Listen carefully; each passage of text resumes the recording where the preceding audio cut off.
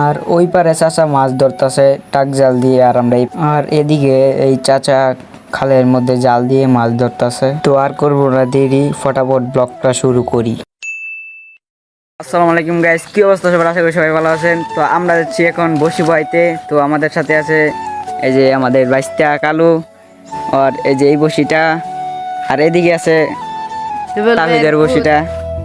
তো আমরা হাঁটতে হাঁটতে চলে যাবো ওখান খালপাড়ের দিকে। তো আমার কপালটা খারাপ, মাটির সাথে বাইজিয়া সিপটা গেছে বাইঙ্গিয়া, অনেক কিরম লাগে কোনচান। এই বসিটা ঠিক করতে লাগিয়ে করছে কতক্ষণ, আর এদিকে বিকাল হয়ে গেছে গা। বিকাল টাইম মাছ পাইবো নাকি আল্লাহ জানে। তো যাওয়া যাক, দেখি পাই নাকি।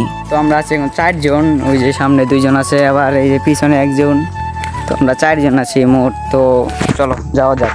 আর আঙ্গুর গ্রামটা অনেক সুন্দর, আপনারা যদি আইন তো অনেক মনোরঞ্জ পরিবেশ পাইবেন। তো কি কইবার গেলে কি কইছি, যাই হোক ভুল ত্রুটি হইলে ক্ষমা করে দিন। সাইড দিকে শুধু ধান ক্ষেত আর ধান ক্ষেত, সবুজ শ্যামলে ঘেরা আমাদের এই গ্রাম। আর আমরা পড়ছি খালের পাড়ে ব্রিজে, ব্রিজ হয়ে দেখতেছি খালের পানি অনেকটাই বাইরে গেছে গা। তো আমরা এসে গেছি খালপাড়ও। তো ভাবতেছি যে কোন জায়গার মধ্যে বহান যা বসিটা। তো খালের মধ্যে অনেক দাঁড় দেখতে পাচ্ছি। তো আমরা সামনের দিকে গিয়ে যাব, দেখা যাক সামনে কি জায়গা পাই নাকি ভালো। অনেক গান গয়া পড়ছি, দেখতেছি গাঙ্গের মধ্যে ভালো একটা জায়গা খুঁজতেছি বয়ার লাগিয়া।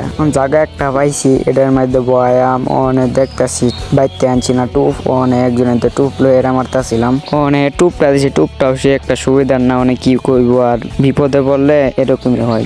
মাছ খালি খায়া জায়গা, মাছ আর একটা উঠেও না। মাছে খালি একটু সুবিধা কয় আসসালামু আলাইকুম বড়বা। আর গাঙ্গের হেপারে দেখতেছি এক